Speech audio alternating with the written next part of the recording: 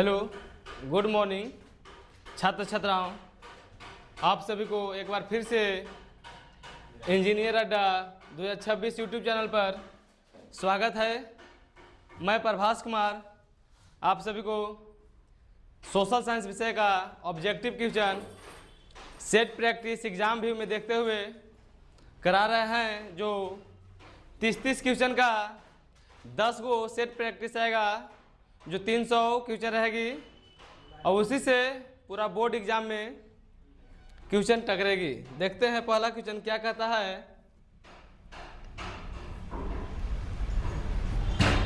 पहला क्वेश्चन है, सेडोन के युद्ध में किसकी पराजय हुई? तो सेडोन के युद्ध में फ्रांस की पराजय हुई थी। किसकी पराजय हुई थी? फ्रांस के। क्वेश्चन नंबर 2 है, जो हम देखते हैं क्या कहता है। क्वेश्चन नंबर 2 है, निम्न में किसने अपने देश को में अनिवार्य सैन्य सेवा लागू की थी? तो किसने की थी? इसका सही जवाब होगा सी नंबर, बिस्मार्क ने किया था। क्वेश्चन नंबर 4 पर आते हैं और देखते हैं 4 नंबर क्वेश्चन क्या कहता है।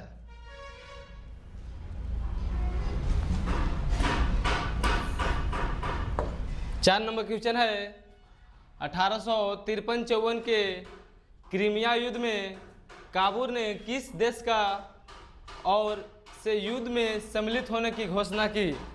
तो काउंट काबुल ने 53-54 में फ्रांस देश के घोषणा की थी। क्वेश्चन नंबर 5 है,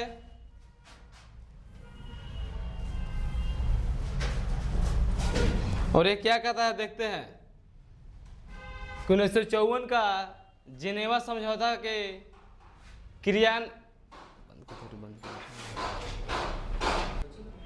चालू कर। 5 नंबर क्वेश्चन से आप सभी को रोशन जी बताएंगे। अभी हम जा रहे हैं थोड़ा ड्रिंक लेने। 1954 की जेनेवा समझौता क्रिमिया की देखभाल हेतु गठित त्रिदशीय अंतर्राष्ट्रीय निगरानी आयोग का सदस्य निम्न में से कौन था? क्वेश्चन नंबर 5, जो इस देश का निगरानी आयोग सदस्य फ्रांस था, ऑप्शन डी। अगला क्वेश्चन देखते हैं।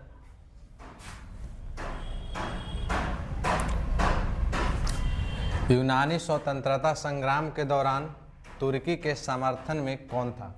यूनानी स्वतंत्रता संग्राम के दौरान तुर्की के समर्थन में यहाँ पे मिस्र थी, जो कि तुर्की को समर्थन कर रहा था यूनानी स्वतंत्रता संग्राम के दौरान। अगला क्वेश्चन देखते हैं।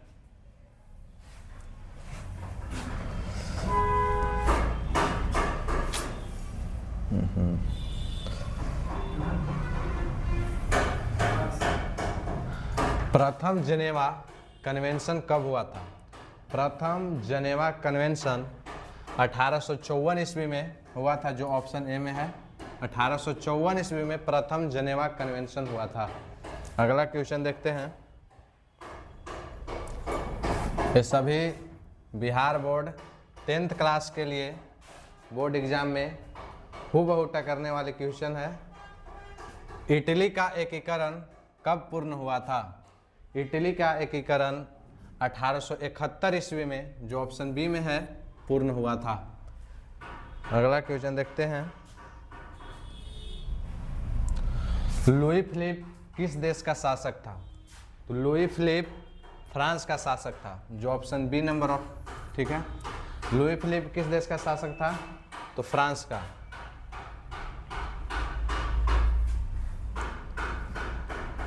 यहाँ पे देखिए क्वेश्चन नंबर 10 है, यूरोपियन सभ्यता का पालन किसे कहा यूरोपियन सभ्यता का पालना किसे कहा जाता है?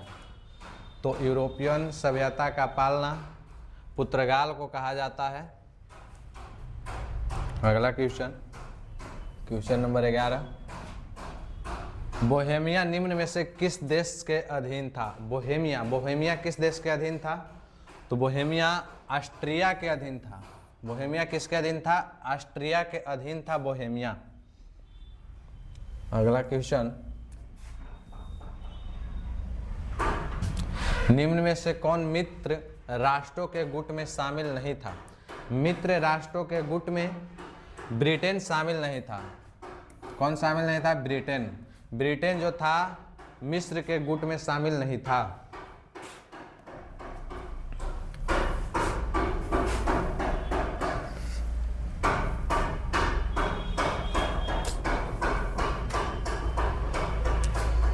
(1871) में विलियम प्रथम कहाँ का सम्राट बना? 1871 में विलियम प्रथम जर्मनी का सम्राट बना था। कहाँ का? जर्मनी का सम्राट 1871 में कौन बना था? तो वो विलियम प्रथम था। ठीक है। अगला क्वेश्चन हमारा है 14, जो सार्डिनिया का राजा कौन था? सार्डिनिया का राजा यहाँ पे विक्टोरियन इनेमुल अल था। Option number A. Question number 15 क्या कह रहा है? इटली के एकीकरण का प्रमुख नायक कौन था? इटली के एकीकरण का प्रमुख नायक मेजनी भी था, कॉन्ट काबूर भी था और गैरिबाल्डी भी था। यानी कि इनमें से सभी। इटली के एकीकरण का मुख्य नायक मेजनी, काबूर और गैरिबाल्डी तीनों था।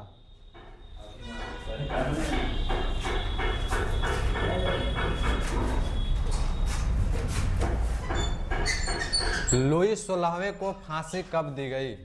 लुई 16वें को फांसी कब दी गई? लुई 16वें को 1793 ईस्वी में फांसी दिया गया था। लुई 16वें को कब फांसी दिया गया था? तो 1793 ईस्वी। Option B.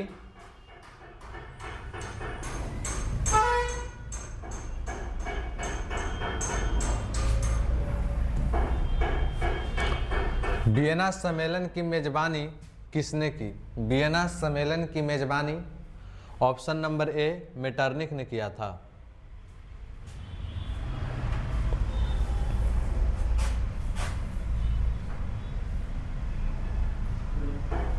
निम्न में से किस सम्मेलन में जर्मनी की क्षतिपूर्ति राशि को कम कर दिया गया? निम्न में से किस सम्मेलन में जर्मनी की क्षतिपूर्ति राशि को कम कर दिया गया था?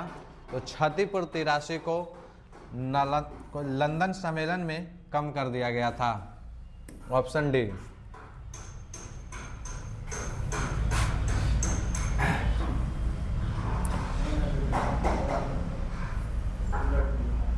अमेरिका में न्यू डील किसने लागू की? अमेरिका में new deal option B Franklin D Roosevelt ने लागू किया था। अमेरिका में न्यू डील किसने लागू किया था? तो Franklin D Roosevelt.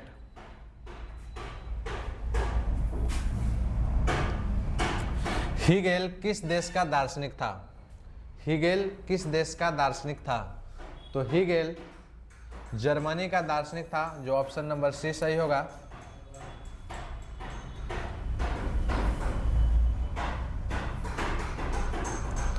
Vienna Congress का मुख्य उद्देश्य क्या था? वियना कांग्रेस का मुख्य उद्देश्य ऑप्शन सी जो गणतंत्रों को पुनः स्थापित करना था। वियना कांग्रेस का मुख्य आदेश गणतंत्रों को पुनः स्थापित करना था। क्वेश्चन नंबर 22 है, सिकंदर कहाँ का निवासी था? तो सिकंदर ऑप्शन नंबर सी यूनान के निवासी था।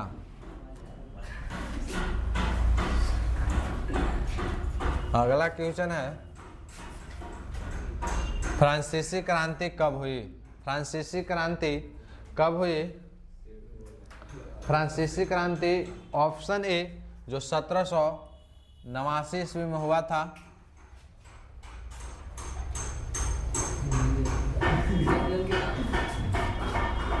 और इस YouTube चैनल इंजीनियर अड्डा 2026 को आप लोग अधिक से अधिक मात्रा में शेयर करें और अपने दोस्तों को भी बताएं जो बिहार बोर्ड 10th क्लास की तैयारी इंजीनियर अड्डा 2026 पे बहुत ही अच्छी तरीके से कराई जा रही है। और आप लोगों को 17 फरवरी से जो 10th क्लास का बोर्ड एग्ज़ाम स्टार्ट हो रही है उसमें हूबहू क्वेश्चन लड़ने की गारंटी हमारे इस इंजीनियर अड्डा की ऑनलाइन प्लेटफॉर्म से दी जा रही है। तो आप लोग एक बार विश्वास करें और अपने दोस्तों को भी इस विश्वास पे कायम रहने की कोशिश करें। ठीक है, अगला क्वेश्चन देखते हैं। क्वेश्चन नंबर 24 क्या कह रहा है?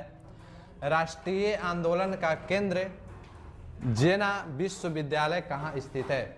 जेना विश्वविद्यालय, जो इसका मैं कंफ्यूज थोड़ा सा हूँ लेकिन देखते हैं। जेना विश्वविद्यालय जर्मनी में, इसको देख लीजिएगा आप लोग थोड़ा सा।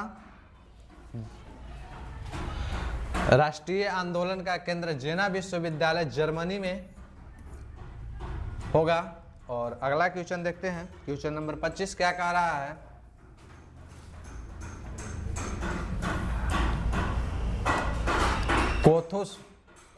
कोमुत का संबंध किस देश से है?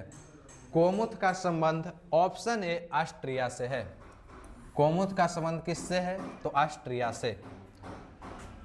ये सभी क्वेश्चन को आप लोग बहुत अच्छे तरीका से रिवीजन कीजिएगा। इटली तथा जर्मनी वर्तमान में किस महादेश के अंतर्गत आते हैं?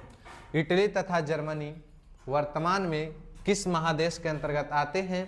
तो आप लोग को ये क्वेश्चन अगर याद होगा तो कमेंट बॉक्स में कमेंट जरूर कीजिएगा। और मैं ऐसे बतलाता हूँ, इटली तथा जर्मनी वर्तमान में किस महादेश के अंतर्गत आते हैं? तो यूरोप महादेश के अंतर्गत इटली और जर्मनी आते हैं।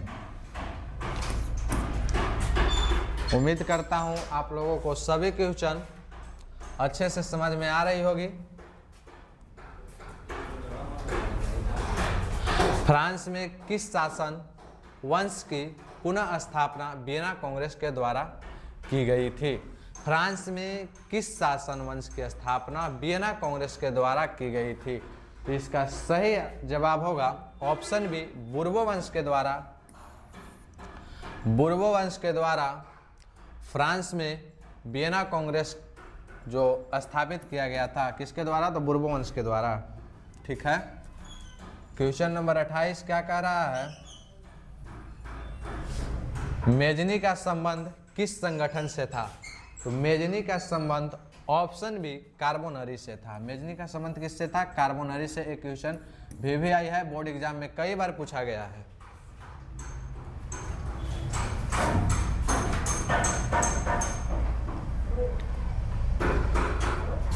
इटली एवं जर्मनी के एकीकरण के विरुद्ध निम्न में से कौन था? इटली और जर्मनी के एकीकरण जब हो रही थी तो उसके विरोध में कौन था वो हम लोग देखेंगे। क्वेश्चन नंबर 29 है जिसका सही आंसर ऑस्ट्रिया जो था, ऑस्ट्रिया इटली और जर्मनी के एकीकरण के विरुद्ध था। ये सब आप लोग याद रखिएगा।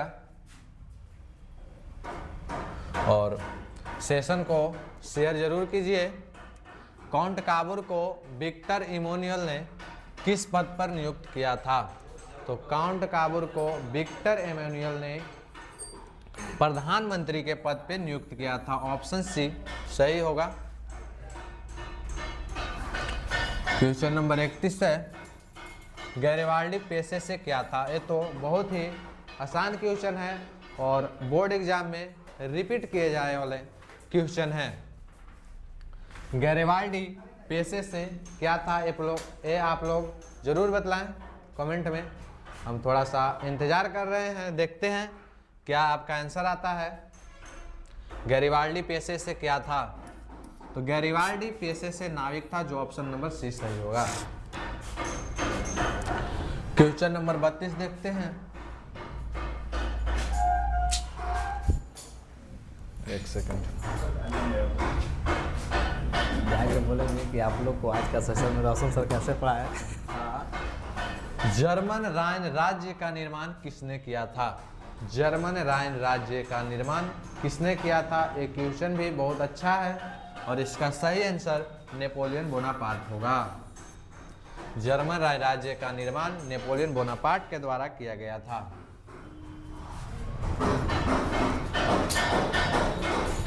जाल्वेरिन कैसी संस्था थी? जाल्वेरिन कैसी संस्था थी? एक क्वेश्चन भी आप लोग को बहुत ही अच्छा है और बोर्ड में देखने को मिल सकती है। जाल्वेरिन कैसी संस्था थी? तो जाल्वेरिन व्यापारियों की संस्था थी।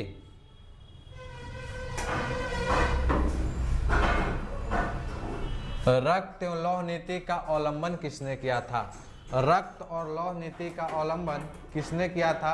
ये क्वेश्चन बहुत बढ़िया है जो Bihar board exam 10th class में बार बार रिपीट किए जाने वाले क्वेश्चन है, तो इसमें मैं स्टार लगा देता हूं। आप लोग इस क्वेश्चन को अधिक से अधिक ध्यान दीजिएगा। और रक्त और लौह नीति का अवलंबन किसने किया था? इसका सही आंसर होगा ऑप्शन सी, बिस्मार्क।